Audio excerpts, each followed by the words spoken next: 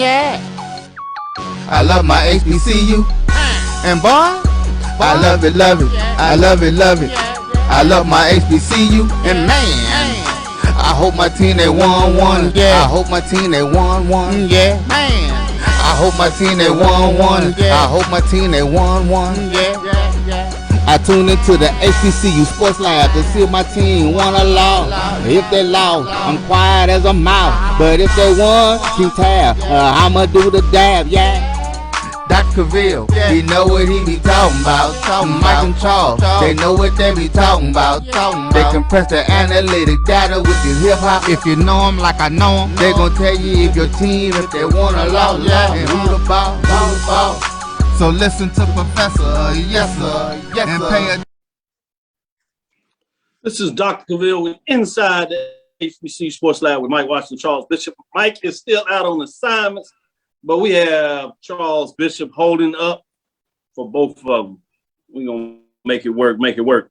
So welcome to episode 279, Inside HBCU Sports Lab radio show and podcast, the show that's covering the sporting HBCU dash for all things HBCU sports for institutions large and small, from the NAIA to the NCAA. We share insights on the information on the HBCU sports culture, HBCU athletic aesthetics to facilitate the story of HBCU athletic programs in the business of HBCU sports. Let me say that again. The business of HBCU sports. I'm your host, Dr. Kenyatta Cavil, along with my co-host, Mike Washington, Charles Bishop, coming from our home studios and sending a signal live to our KCOH 1230 AM studios with the Texas Radio Hall of Famer, Ralph Cooper, multi-Hall of Famer in the beautiful home of Texas Southern University, as we simulcast on the radio there.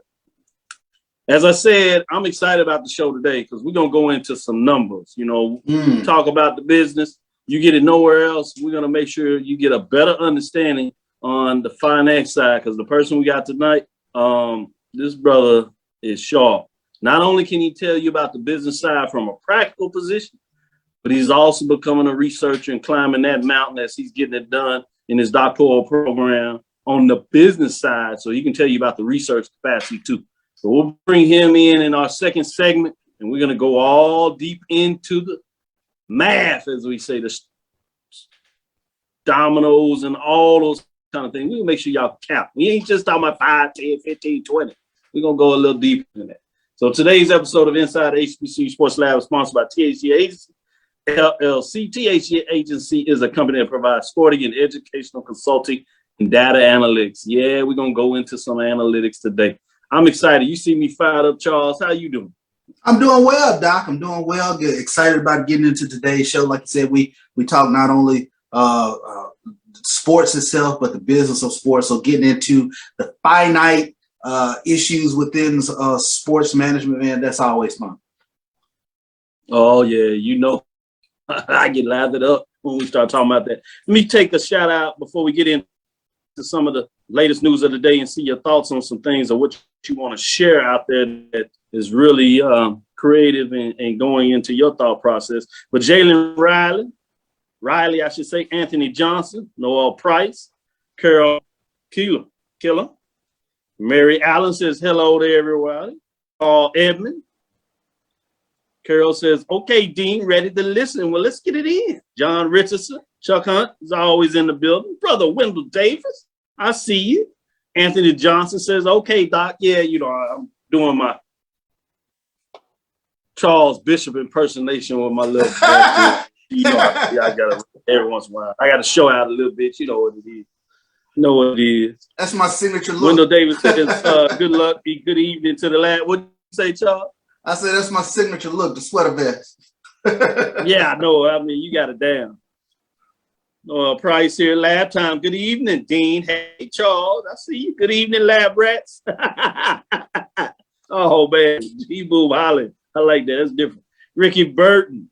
Sierra Good sharing some information for Chuck Hunt, trying to pull him in there. I appreciate you, Chuck. Ricky Burton's in the house. Lonnie Shaw. A&T Finest. I see you. I'm in. Let's go. Ralph Holly II. I see you. LaShant Harris. Keep it coming. Keep it coming. Anthony Johnson says, y'all talking stuff equipped managers need to be knowing. Yeah, we're going to make sure you get the information. Clifton the Man Jr. With that being said, we got some announcements, staff promotions. We're getting some promotions. You got to be excited when people get the money, man. And titles, that's all right. Especially with, you know, the gas prices as they starting to dip down. They went down the last couple of days, thankfully. Oh, my goodness. But yes, and cost of things looking good. So with that being said, those staff promotions are in the SWAC. Southwestern Athletic Conference is now staff promotions for the upcoming 2022-23 athletic year. Adina Pula has been elevated to Senior Associate Commissioner for Internal Operations of the Southwest, SWAs, I should say.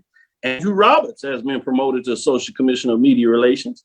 And Derrick Magee has been promoted to the Chief Financial Officer, CFO, in terms of his titles. Remember, Andrew Roberts and Adina Pula were here at Texas Southern University. Yes, went over indeed. there with the SWAC commissioner not too long after he was announced. Dr. Charles McCullen, the SWAC commissioner, is quoted as saying, "We are extremely excited to announce the promotion of these three individuals that have served an integral member of our conference office staff," end quote. He also talks about, quote, "Behind any successful league office is a dedicated staff of individuals that go above and beyond to ensure the overall success of the league's operation. The three individuals have exhibited an extremely high level of commitment to the mission, goals, and objectives of the conference. We're related to have the opportunity to acknowledge the efforts with the promotions, and we look forward to having them continue to serve as valued members of our executive staff," end quote. You had a chance to go to any of these events, SWAC football championship game, the basketball game, baseball, in terms of the other sports, obviously, soccer, volleyball, you've seen them working feverishly. And without a doubt, I was out there, as you know, with Deuce. Shout out to Deuce, as I wish him happy birthday today. Make sure you say, I want that on the record, Deuce. He's celebrating his birthday today, had his cake this morning. But getting back to the promotions, when you talk about it, man, I saw them working so feverishly, making sure the tournament goes as well as it was. So a lot of shout out in terms of them making sure that the college athletes get extremely good experience, as well as the coaches and trainers, equipment managers, if you would, all those individuals that are involved, athletic directors, VPs of athletics, presidents and chancellors, making sure they experience a good environment for the SWAC championship. So I wanted to shout them out. With that, I'll go to you, Charles. You can either have some thoughts on that or the next news of the day that you want to share. Oh, well, no doubt. I want to say congratulations to those individuals. Are very well deserved when you talk about those promotions within the SWAC office. And like you said, Dr. Cavil, they work feverishly to put on great events for the student athletes as well as those around the SWAC. So I definitely want to send a hearty congratulations to all three individuals in terms of their promotions. When we take a look at some things that are going on in and around HBCU athletics, this one caught my eye, Dr. Bill. A very underrated matchup back in 2021, but they will be getting it on again in 2023. North Carolina Central has added Mississippi Valley to their future schedule in 2023. It was one of the more underrated MEAC SWAC games. Valley was able to knock off North Carolina Central second pass at the very end of the game. They won that game 17-16. So, when we talk about those MEAC SWAC matchups, there isn't always a whole lot for the SWAC to be excited about, but that was one win for the SWAC in the MEAC SWAC in terms of those matchups. So kudos to North Carolina Central and Mississippi Valley State for getting on each other's schedule. Great point when you talk about that matchup going forward. And that was a thrilling contest there. And shout out to Valley for getting it, representing the SWAC and getting it done. As you said, you talk about those MEAC SWAC matchup, especially when you talk about in the MEAC SWAC Challenge or the Celebration Bowl hasn't gone the SWAC way. Shout out to the MEAC getting it done. Regular season was a little different last year, and part of that success was none other than the Delta Devils of Mississippi Valley State. But now they got to hit the road. Sometimes it's a little different on that road, so it'll be fascinating to see what that matchup is as they continue to build going into 2023, as you talked about. Fascinating there. I want to take it off the field since we're talking about a little business, and we're hearing so much turning going around. You have North Carolina Central Athletic Director Perkins selected to the FCS ADA Executive Committee North Carolina Central University Director of Athletics, Dr. Lewis Skip Perkins, has been selected to the Division I Football Championship Subdivision Athletic Directors Association. FCS ADA Executive Committee, FCS ADA, announced this past Friday, Perkins and North Carolina Central alumnus, former student athlete who began his tenure as North Carolina Central Athletics Director, will start his new tenure as you would June 1st. In alignment with that, I'll go ahead and talk about this. You also have on the SWAC side with UAPB ADs Robinson selected the FCS ADA Executive Committee as well. University of Arkansas at Pine Bluff Director of Athletics, Chris Robinson, has been selected to the Division I Football Championship Subdivision Athletic Directors Association, FCS ADA Executive Committee, as we talked about. So shout out to the MEAC representative of North Carolina Central and the SWAC representative of UAPB, AD Robinson. Interesting, fascinating there. Before I shift it back to you, let me shout out some more folks that joined us. We got Edwin Dwight Moore. Good evening, Doc, live from Big D. Willie Alex Hine, always in the building. Good evening, everyone. The CIAA is here just getting off of work. Understand that. Got to get it done in terms of work. Dr. Roderick B. Holmes is in the house checking us out. A.D. Drew is checking us out as he's taking a little bit of vacation. Watching from, he's on the airport. Vacation is over. Time for him to get back to work. Yeah, get back to work, A.D. What the hell? You going to take a vacation? Yeah, it's going to be a full season, so you better get it in now.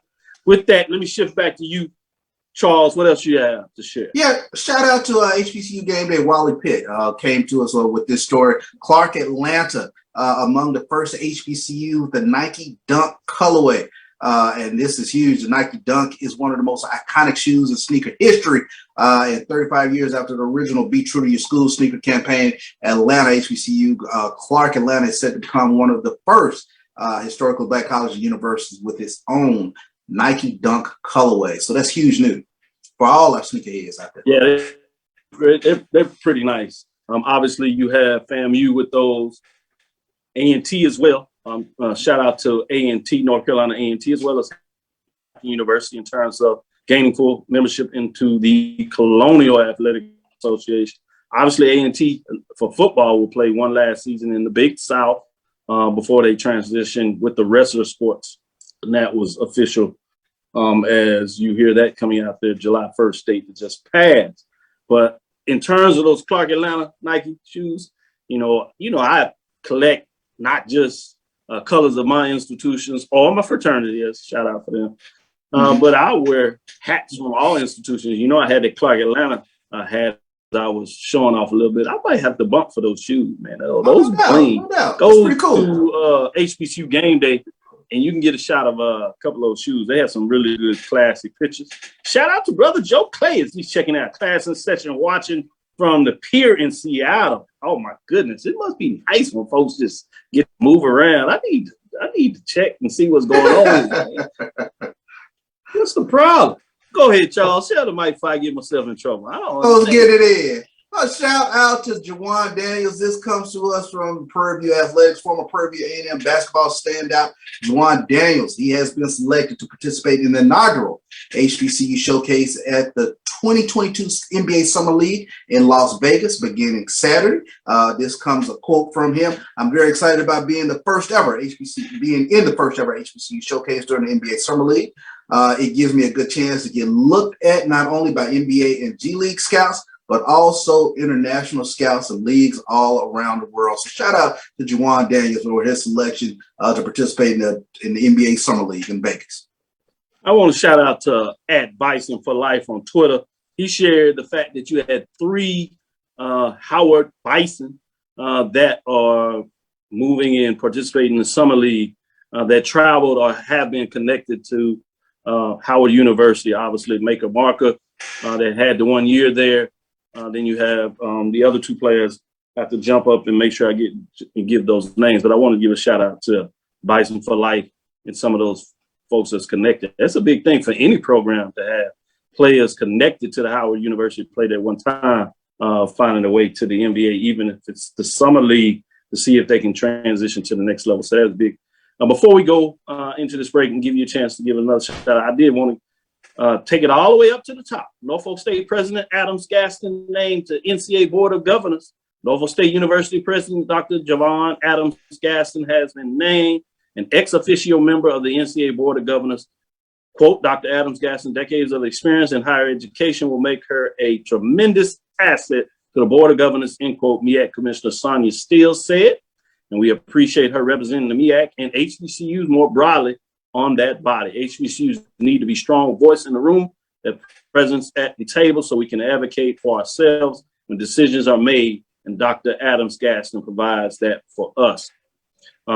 Quote, it is my distinct honor to be selected to serve on the NCAA Board of Governors, end quote, stated by Dr. Adams-Gaston said, in quote, in my ex officio role, I look forward to working with my fellow colleagues and advancing and promote intercollegiate athletics. This assignment is even more meaningful as I have been asked to represent the HBCU members of the NCAA.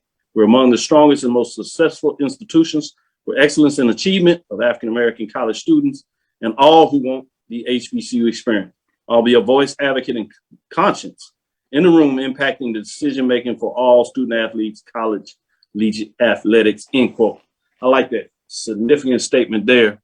With that being said, let's go ahead and get into our break because I'm ready to get into the next segment so we can bring you in and take you inside the numbers and give you some different perspectives of what that really means, particularly from intercollegiate athletics perspective and the university for that matter, as we take it and look from historic white college as well as historically black college. We'll be right back after this quick break. It's never too early to plant the seed, to share the tradition, and instill a sense of pride in your HBCU with your little ones. HBCU Pride and Joy Children's Boutique helps you share your school spirit with a wide selection of adorable kids apparel and accessories officially licensed from your favorite HBCU. Visit hbcupridejoy.com and follow us on all social media at HBCU Pride Joy on Facebook and Twitter. Are you ready? It's time. The inaugural Urban Nerdcon is coming to Montgomery, Alabama, July 29th through the 31st. Blurs, nerds, and geeks from across the universe will converge on the capital city to see celebrity guests such as The Last Dragon, Tybok, Megan Tandy, and voice actor Dave Fenoy. Hey, how you doing? I'm voice actor Dave Fenoy with a shout out to all my geeks, freaks, and urban nerds. Just want to let you know I'm going to be there and I want to meet you at the Urban Nerdcon Gaming and Cosplay event. It's happening July 29th through the 31st in Montgomery, Alabama. Hope you want to meet me as much as I want to meet you. So join us by visiting theurbannerdcon.net for ticket and vendor information. This will be the premier blurred event in the universe. Theurbannerdcon.net. Our heroes, our villains, our stories, everyone's con. See you there. Now, you can live in Texas and not have a good red meat blend. Texas Cowboy Dust is designed for steak and other red meats. It's out to be my most popular spice blend, made with onions, peppers, ground mushrooms, pink salt, and other spices. Texas Cowboy Dust also goes great with chicken, pork, vegetables, and adds a restaurant quality sheen to gravies and sauces.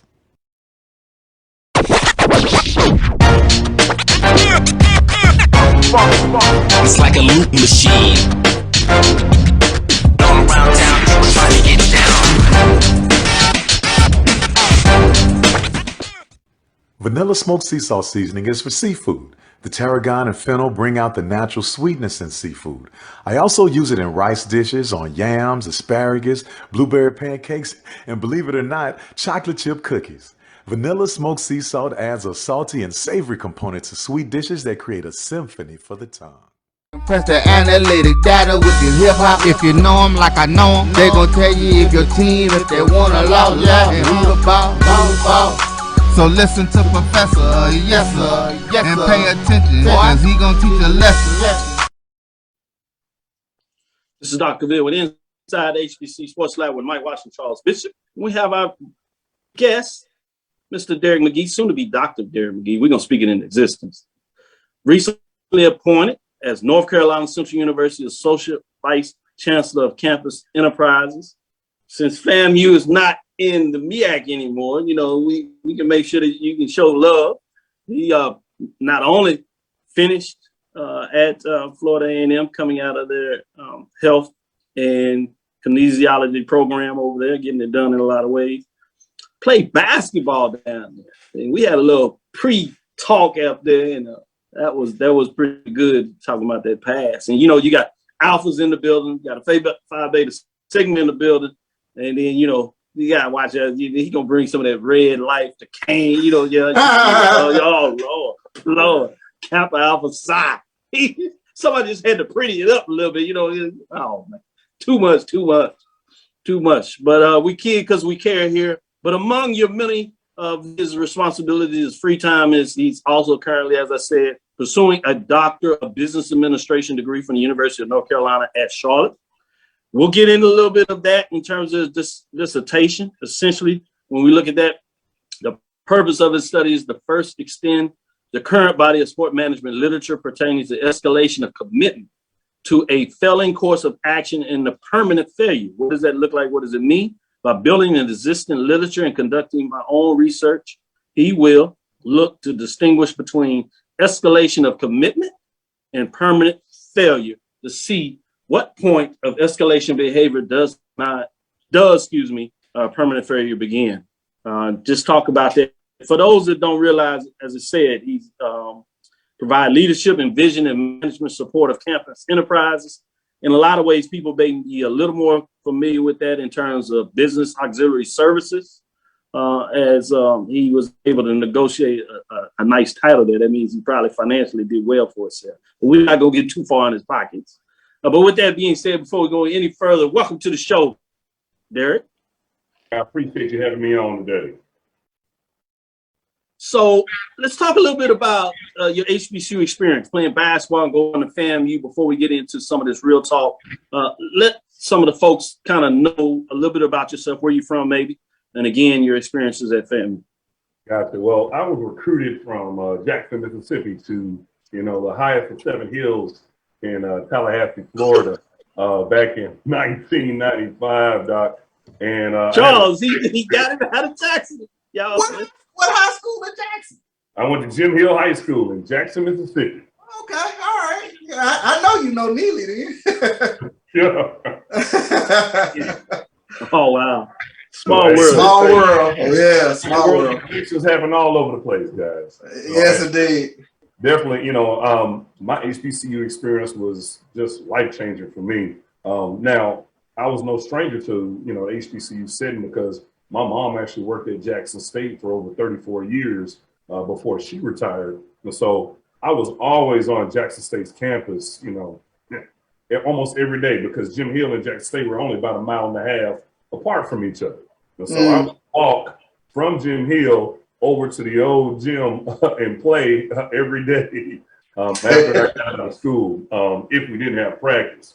And so got to Tallahassee there in that fall of 95, played with some pretty good players, won a MEAC championship in 1999, which was my senior year, and then went on and coached for, one of my favorite people, Mickey Clayton, who, I give a plug to him also too, because he's like a second to me. And he has his show Insights that we always are on as well. But he coached us to a conference championship, got a chance to play Duke in the first round of the NCAA tournament. It didn't turn out the way we wanted it to, but we can say we made it there. There you go. Duke is Duke. So we understand where they look. But the fact that you made it there, and I remember that run now in terms of that, as you were going through the MEAC tournament, getting it done, I was like, wow, fascinating. As I set this up before I let Charles jump in here, those that don't realize when you look at the operation side, responsibilities include dining services, university bookstore, Eagle Card office, mail services, ticket office, Eagle Copy, Central Graphics, passport services. Yeah, HBCUs, we're international now. And we do our study abroad, marketing, concessions, and vending. So I'm really fascinated about what are those roles and responsibilities. Before we talk about this specifically, as you talked about your college experience, I know you also started in a lot of ways with athletics. As you moved from coaching, you went into athletic administration, but it seems to pull you this pathway here. Talk a little bit about what does it mean to be an athletic administration? What does that look like? What's important about that, and how is that unique and different in terms of the business side of it? I had my opportunity to cut my teeth on college athletics early on. When I was coaching, as you know, sometimes at HBCUs, we have to wear multiple hats. So I was working as an assistant coach, and then also helping out in the ticket office and helping out in the athletic business office for our former AD, Ken Riley, who was there when I was there. So that really got me interested on the administrative side. And so I realized very early that I wanted to be an administrator, not necessarily a coach. And so I have almost 20 years of experience working in college athletics on a Division I level, from Florida A&M, University of Pacific out in Stockton, California, the University of Cincinnati, where I was the chief business officer there, Alabama State, where I was senior associate AD for finance there. And then actually at North Carolina Central, I was the deputy athletic director and chief financial officer before they moved me over to Campus Enterprises to help out in that division. And so in terms of being an athletic administrator, it's just a tremendous and vital role needed, because we're here to support those student athletes and those coaches so that we can help them achieve their dreams and goals, which is to graduate, number one, and hopefully win championships and have a positive experience on that collegiate campus. Charles, let me let you jump in here and ask the question before we take a deeper dive into that dissertation work and make the connection of how I had the pleasure to meet Derrick. Well, yeah, I know we're going to take a deeper dive, but as a proud former Murrah Mustang, I just wanted to say, hey, welcome into the show. Hey, you know what? I just real quick, Jackson, Mississippi basketball in the early 90s to mid 90s, and you're a part of it. Just talk about real quick how much of a mecca Jackson basketball was back then. Every high school game, every college game in Jackson was the show. From Lindsey Hunter there at Jackson State to Al Ford there at Mississippi Valley. We had just some tremendous battles. Being at Jim Hill through my tenure there, we weren't that good my freshman year, but my junior and senior year, we were actually really, really good, playing against Murrah and Lanier, and Callaway, then going out to the country playing against Clinton and Pearl and Brookhaven. It was battles every time. And every time you stepped on the court, you knew you could be beat. And the level of basketball that was happening in the late 80s and the early 90s in Jackson, Mississippi was second to none in the country. You had guys there that were going to the NBA. My cousin Eric Dampier got drafted number 10 in 1996. You had Othello Harrington and Murrah. You had Jesse Page and Ronnie Henderson. Oh man, I remember those guys. Ronnie was like 6'4" with like a 48-inch vertical. Yeah, that was a different time. That was an amazing time to be in Jackson, especially soaking in that basketball culture, and then to be a part of it. It was a special time. So I just wanted to touch on it real quick, but let me turn attention to they said you have to do that. They teased you after, Charles. They said you was gonna do that. Charles is gonna have to find a way to put Murray. I couldn't help myself. They know you. They know you. Lab listeners know you. Yes, indeed. And I wanted to ask this question, Derrick, in terms of the research itself, and this escalation of commitment theory is a term that jumped out at me. Can you kind of explain what that means? First and foremost, I had to put what I learned in the practice sense into a business model for business program. And so the framework had to be something that related to athletics as well as could relate to any other type of business organization. And so the escalation framework, which was one that's widely used in not just business literature, but sport management literature, looks at kind of those phases that departments go through in terms of funding. And then it gets to a point where you may fund a program to a point where those dollars aren't having significant enough impact on the program where they could be rediverted or placed into another program that could help boost it up. Maybe a perfect example might be you might have a championship caliber basketball program, and you might be funding it at, I don't know, $4 million a year, which when you take into consideration scholarships and you're looking at salaries and operational dollars, and they're winning championships and they're really, really excelling. And then you say to yourself, okay, if I pay my coach, another $100,000, will that yield me, will that return on investment yield me more championships? Will I be able to maintain this level of success? Or am I really just putting good money on top of bad because I don't really know what to expect, because we're going off of previous organizational success. And so escalation looks at how you're actually funding items, what course that they're taking, are they already at where they need to be in terms of success level, and how are we determining what success is? And so that's specific to any program, but escalation really is that business model that just really kind of pulls everything together, because it has so many determinants in it that you can look at, and those determinants may be prospective, looking at the future, they may be retrospective, looking at past, or they may be kind of where we're at consistently now in terms of, just success, previous success, perceived collective efficacy in terms of what the program and how it's doing. And, it's just a massive undertaking, and looking at when you're talking about research. Great perspective. Oh, we're going to take a little deeper dive, get into this break. Yeah. We have an illustration about how you break down those variables when you get into some of that. We're going to pull that up and come back on the other side and take a deeper dive, go a little more definitive framework, and have you explain that. Let Charles come up with the secondary question so we can really get into that fascinating, because I know a lot of folks have these questions in terms of moving from FCS to FBS, moving from Division II to FCS. So people have regional analysis that you use that makes sense. Obviously, the cultural affinity from HBCUs is important. Do you do it as a conference within the NCAA rules, and what does that look like as individual teams move up in terms of the governing rules? And so a lot of people have those questions. Obviously, some people are looking at it, moving it, whether it's HBCUs and historically white colleges. So with this graphic, one of the things that you had was your independent variables, looking at total program expenditures, number of head assistant coaches, average head assistant coaches' salaries, athletic aid and recruiting. Your moderators were classification, sector type.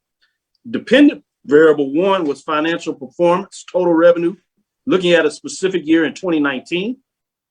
Independent variable 2 was non-financial performance, win-loss records, also in the year of 2019. We're going to take our quick break, let folks sit and stir on that a little bit. We'll come back and give you a chance to break that down and get into a little more of this so people can really get a different perspective of what it means to understand athletics from a financial side. All these questions they have in terms of important questions of people being excited of what it means to conference churning, realignment in conferences, moving in different divisional direction, whether it's up or down. Winston-Salem State, Savannah State moving from FCS to Division II. Obviously, folks talking about, again, moving up. Stick with us. We'll be right back at this break. We're going to take you into some frameworks that you haven't heard, can't get anywhere else from a different perspective, from a brother, as you see, with his roots in terms of HBCUs, that sees this both practical and from a research perspective. Keep with us, stay with us. You can't get this anywhere else. Oh, that spin class was brutal. Well, you can try using the Buick's massaging seat. Oh, yeah, that's nice. Can I use Apple CarPlay to put some music on? Sure, it's wireless. Pick something we all like. Okay, hold on. What's your Buick's Wi-Fi password? Buick Envision 2021. Oh, you should pick something stronger. That's really predictable. That's a really tight spot. Don't worry, I used to hate parallel parking. Me too. Hey. Really outdid yourself. Yes, we did. The all-new Buick Envision, an SUV built around you, all of you. Are you hungry for authentic Caribbean food like jerk chicken, oxtail, red snapper, shrimp, tofu, and rasta pasta? Well, find your way over to Mango's Caribbean Restaurant, 180 Auburn Avenue, right next to Royal Peacock in downtown Atlanta. Them belly full, but we hungry. Mango's Caribbean Restaurant, open daily from 11 a.m. to 10 p.m. And on Friday and Saturday, we're open till 4 a.m. Come to Mango's and put some spice in your life. So we've got a good thing going. Mango's Caribbean Restaurant, 180 Auburn Avenue, right next to Royal Peacock in downtown Atlanta. For more info or directions, call 404-698-3992 or log on to mangoscaribbeanrestaurant.com. For instant coupons, text MANGOS to 313131. Tell your mama hungry, papa hungry, brother hungry. Mango's Caribbean Restaurant, authentic Caribbean cuisines. Open up the door, tell them mama hungry. From novice to aficionado, find yourself here. High quality cigars plus personal customer service. Slow Burn is Waco's only mobile cigar lounge, featuring a meticulous, curated collection of premium cigars. Visit our website, www.slowburnwaco.com. That's www.slowburnwaco.com.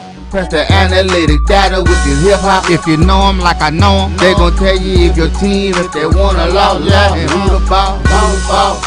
So listen to Professor, yes sir, and pay attention, cause he gon' teach a lesson. Yes, this is Dr. Bill with Inside the HBCU Sports Lab. We're here with Derrick Magee. He is the Associate Vice Chancellor of Campus Enterprise at North Carolina Central University. I had a chance to be a facilitator on a panel, and that was at the Higher Education Leadership Foundation in Charlotte, North Carolina, a couple of months ago, where Mr. Derrick Magee was a panelist, where we were looking at, quote, the value add of college athletics using qualitative, quantitative data analysts, I should say, end quote. And you really brought it home when you were using your research to really talk about the experience and practical side. And you were speaking to athletic directors, presidents in the room, right? Some academics, what that looked like. And so I thought it was really important to be able to bring that to the table. Talk a little bit about the experience there and what your thoughts were in terms of that panel and why it was important to bring these individuals together, mostly of HBCUs, to talk about not just this panel, but other ones similar to it as well. Almost, if we understand the financials of athletics, then we can make the best decision possible for our program to help move them forward. I am in no way or shape or form promoting that we should defund athletics. I think actually we should be doing more for athletic programs because they really are a front porch for our institutions. And they really do provide a non-financial benefit to the institution that really can't be quantified when you're looking at the numbers. Let me give you a perfect example. At North Carolina Central, our men's basketball coach, he has had tremendous success with basketball. We've gone to the NCAA tournament on multiple occasions, NIT. We've had the opportunity to play in the play-in game. We've had tremendous success. But when you look at the advertising that we're getting when we're on that big stage, or we're playing against those big teams, or when we knocked off NC State, I think it was back in 2013, you can't pay for that exposure. You can't pay for those headlines on ESPN. Those are non-financial, quantifiable metrics that have to be taken into consideration when athletic programs, especially at the HBCU level, are being funded. Now, from a financial standpoint, we have to look at where is our money being invested? How are we spending dollars? How are we recruiting these students? How are we taking care of the students so that they have a tremendous experience there on our college campuses? They get an education and they move on to be productive citizens in life. And so I've always been a big proponent of dumping just tremendous dollars and fully funding the scholarship piece and giving coaches the dollars they need to go out and recruit top level student athletes and making sure that they have an opportunity to play on our campuses. And then you have to look at facilities, and then you can look at kind of salaries and things of that nature there. So you got to look at them from a rational perspective in what's going to give you the most impact in your program. Go ahead, Charles. I see you have a follow-up. Let's get into it. Well, it is a very simplistic question, Derrick. Is it a cultural thing with regards to presidents at HBCUs understanding the financial impact that athletics has on the institution as a whole?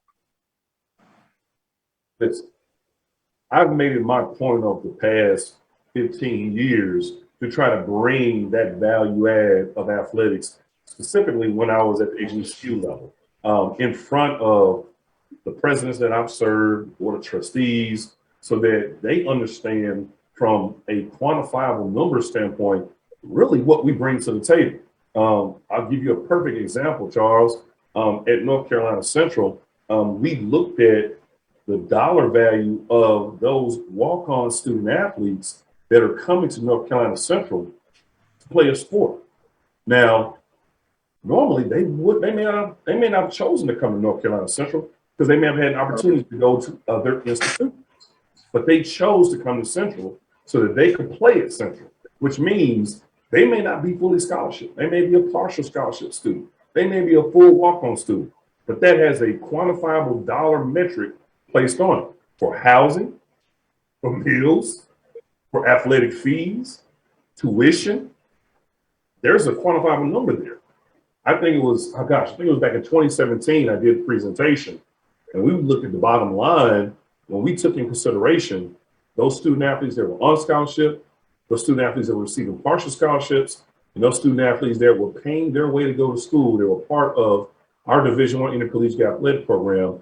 We were basically bringing an additional $5.8 million to the bottom line as the institution. Wow. It was above and beyond what we were already doing in terms of ticket sales, game guarantees, what we were doing in terms of corporate sponsorships, and the other areas from our conference distribution, our NCAA distributions. And you know, when we talk about going to the NCAA tournament, there was significant dollars that we were bringing to the institution to justify the subsidies that are being brought to our program, our division, our department. And I tell everybody all the time, I said, there's only about 2.3% of Division I programs, well, actually not even Division I programs, of all programs, whether they're Division I, II, III, NAIA, or whomever, that are financially solvent. And so when only 2.3% are financially solvent, that means those dollars to help balance that budget have to come from somewhere. And the research that I'm trying to do now is to basically show from a practitioner standpoint the value that these programs have to the institution just beyond playing basketball, playing football, and bringing people together. But there's a financial impact that they have on the institution as well. $1 million question. How does athletics keep the majority of that money that they bring into the institution? How can it stay within the athletic department?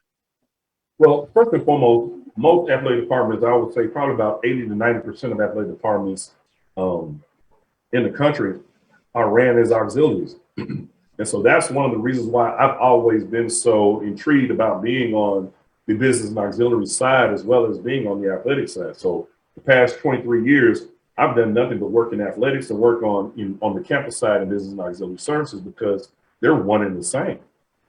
I tell everybody, I said, you know, you eat what you kill. And so you have to go out and raise dollars. You have to be proactive.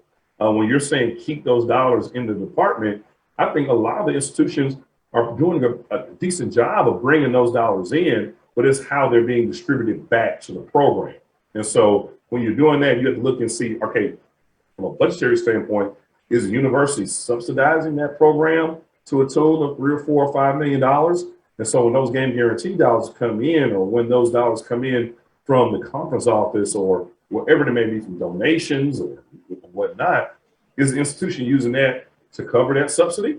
Or are they saying from that subsidy they're giving, okay, this is the value that we know you have and the impact we know you have on the institution. Take these dollars and go and promote and be ambassadors for our school, and here's what your cut is. And then anything above and beyond that, you have to stand on your own 2 feet and make it work. And that's when the budgeting piece comes in, and the financial aspect is just key, and knowing where you're placing your dollars so that they have the most impact on your programs. Great point. You just talked about the impact and importance of the sport, particular how it looks at the intercollegiate level, which is part of your study. The theoretical framework we discussed a little bit that you're using, sport management literature that extensively studies escalation of commitment theory. You talked about that in terms of that framework, which is, I think, very important when you talk about intercollegiate athletic industry. What does that look like? I want to take a little bit more off levity, if you would. Then we can close after we take a quick break and allow you to kind of put your final capping on this. But I'm sure that you had a little bit of mixed motion when everything came down in terms of Florida A&M making the move from the MEAC to the SWAC, in terms of that relationship. Can you talk about a little bit of how you look at those numbers and how they spoke to you from just a outside observer looking at that, just so people that are trying to understand when these decisions are churning or being made, how do you look at it? Obviously, there is an important cultural component to it.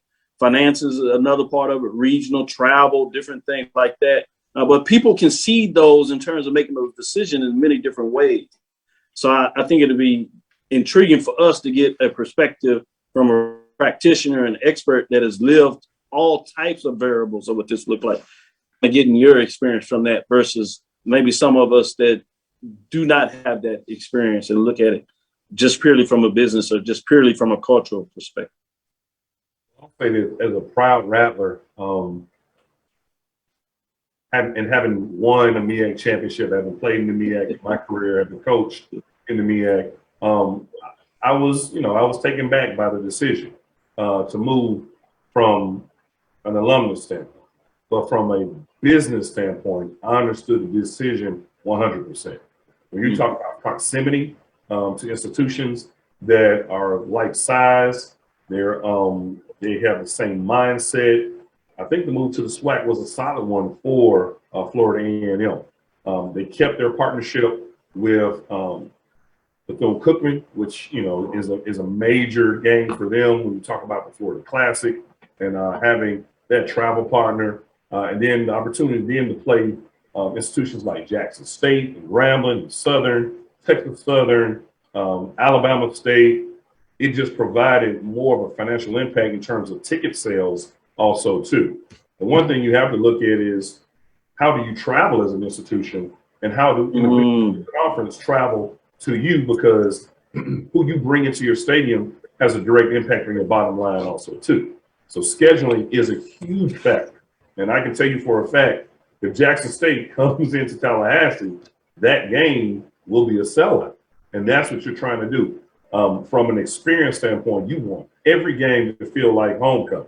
And as HBCU alums, we all know how homecoming is. And so if you can get every game to have that homecoming atmosphere, that means you have patrons at your game. That means you're selling tickets. That means you have opportunities to upsell your sponsorships and collect dollars from that. So there's a huge revenue, piece to that I understand 100%.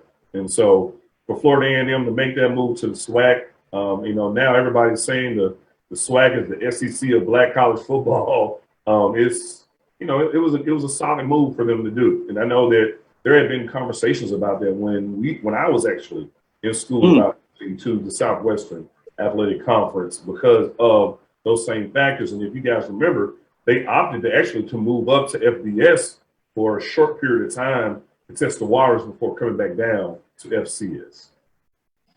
Oh, great point. Man, it's magical. We're going to take our last break. We'll get back, bring Mr. Derrick Magee, Dr. Derrick. I want to put that on there. We're going to live that because you're going to earn that. That's going to be a beautiful thing in terms of all the things that you're putting on the table. Man, beautiful conversation here. Let's take our last break and we'll come back with our guest. 2002, Empowerment Resources, Inc., a nonprofit organization, has empowered more than 1,500 youth and adults in Duval and surrounding counties through its programs Journey into Womanhood, Girls Mentoring, Life Skills for Teens, and Parenting Education Coaching. To get involved with programs, volunteer, or donate, visit www.empowermentresourcesinc.org. Follow us on social media, facebook.com/empowerment.resources and instagram.com/empowermentJAX. For 200 years, Montgomery, Alabama has been making history by people who had the courage to stand up for change. Today, this riverfront city has been reborn, embracing the past and looking forward to the future. From the National Memorial for Peace and Justice to the stage of the Alabama Shakespeare Festival, this is where history was and is made. We are proud to call Montgomery home, and together, we can be the change. Are you ready? It's time. The inaugural Urban Nerdcon is coming to Montgomery, Alabama, July 29th through the 31st. World, what's happening? Rob Morgan here. Just letting you know, July 29th through the 31st, I'll be at Montgomery, Alabama, Urban Nerdcon. Come on out, get something signed, take a photo, say hello, let's share some stories and create some memories, you know? Peace. So join us by visiting theurbannerdcon.net for ticket and vendor information. This will be the premier blurred event in the universe. TheUrbanNerdCon.net. Our heroes, our villains, our stories, everyone's con. See you there. Press the analytic data with your hip hop. If you know them like I know them, they gon' tell you if your team, if they wanna law, and who the ball. So listen to Professor, yes sir, and pay attention, cause he gon' teach a lesson. I wanted to come back and bring back up the model that we teased out a little bit and give you a chance to break this down of why these are important in terms of research and all that we've talked about in the last couple of segments. So as we bring that model up for everybody to see, go ahead and start breaking down that model and explain why it's important for us to connect and understand this model. So what I want to look at first is those independent variables, because those are key for what we're looking at and trying to do.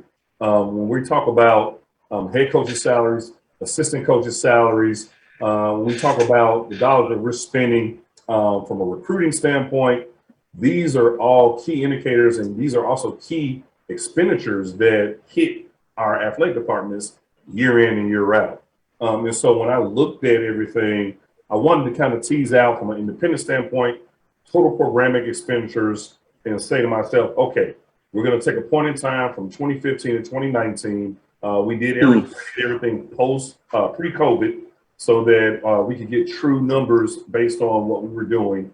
In terms of looking at my moderators, from a classification standpoint, that's whether a program is FCS, FBS, or Division I non-football. Keeping in mind that my study only primarily looked at Division I do in the future, after I have everything committed and I'm Dr. Magee, I'll look at Division II, Division III, and some other areas. But then that's right. Our sector, which is if it's a public or private institution, and then the type, which I look at the HBCU versus the PWI comparison. When looking at my dependent variable of financial performance, I looked at that point in time in 2019 and said to myself, okay, we have data from 15 to 19. Let's look and see if there's a significance of these independent variables that impact and shows an escalation pattern in 2019. And so when I looked at it, I looked at athletic aid and recruiting. There was a significance there of impact in terms of escalation. But also, too, when we look at in my dependent variable is going to be post hoc, my dissertation, we're looking at also pulling together and looking at the wins and loss records of some of the programs that we're analyzing. We saw that those programs that had invested in the student athlete and the experience, they normally had more success from a win-loss standpoint. And so, you know, that was a significant factor for me No doubt. With that, as we're up on it and close, I wanted to give you the floor and give you a final chance to kind of tie this up in a bow, and what do you want our viewers to understand when they look at athletics, particularly from a business financial perspective? One of some of the things that they should keep in mind as they are following the sports. Obviously, the wins and losses are measured and they're easy to see. But what other parts should we also be considering, particularly when we are hearing all this news with the conference churning? It really has a lot of folks, some up in arms, some excited, whether it's not just HBCUs, obviously, but also some of what I refer to as historically white colleges and universities, particularly at the Power 5 level. What would you like to close out and share with us? I just want to emphasize the non-financial benefit of our HBCUs. Number one, that non-financial benefit of bringing back our alums to campuses for specialized events. And I tell everybody, I said, if there was not a homecoming, what would the institution do to replace it? And that's one of the indicators in my literature review, is that that's why college athletics, especially at the HBCU level, is so dynamic, because we do not have any other entity on campus that can replace it and still bring our alums together, still foster and bring in the donations that come to the institution. When you're talking to your business school, your school of education, your school of law, those donors normally have an affinity for the school, but they also have an affinity for the athletic program as well.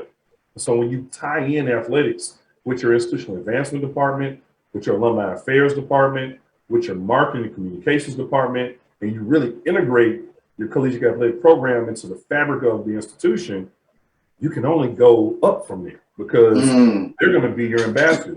You're putting those student athletes first and telling them, hey, not only are we expecting you to go out and do the work in the classroom and on the court or on the field, but we also want you to be a brand ambassador for our institutions. And I think that's where really, when you start talking about NLI and looking at, these student athletes and having their own brands, things of that nature there, that becomes more and more important, that we focus on those students and tell them that they're representing the institution, they're representing themselves and their families, the athletic department, and they're the catalyst that can help move these programs forward if we put a significantly good experience for them in place. And that goes back to funding the departments the way they need to be funded, supporting them the way they need to be supported, so that they can really be, like I said before, the front porch of our institutions. With that being said, we're going to come to a close. I would tease it out a little bit and ask you about the Eagle, or I'm sure on that side they say Eagle Aggie Classic, the Mayo Classic, where your allegiance, where you're going, but I think we know that answer. But then you have the Orange Blossom Classic, well, at Jackson State and Florida A&M. I could ask you where you're going on that, but I think that's pretty easy. And you kind of show the answer. Those are easy answers, Doc. We got the Eagles and the Rattlers, baby.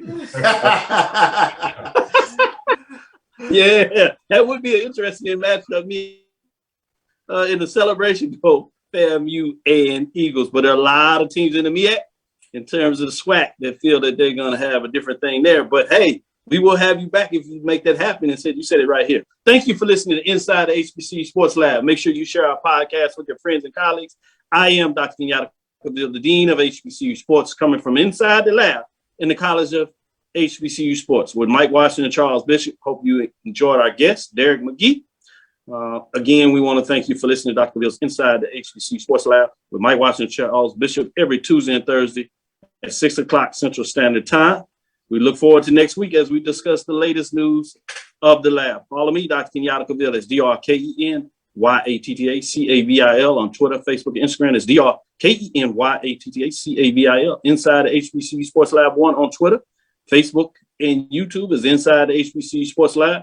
Want to make sure you like, subscribe, download my JBN, my BCSN app.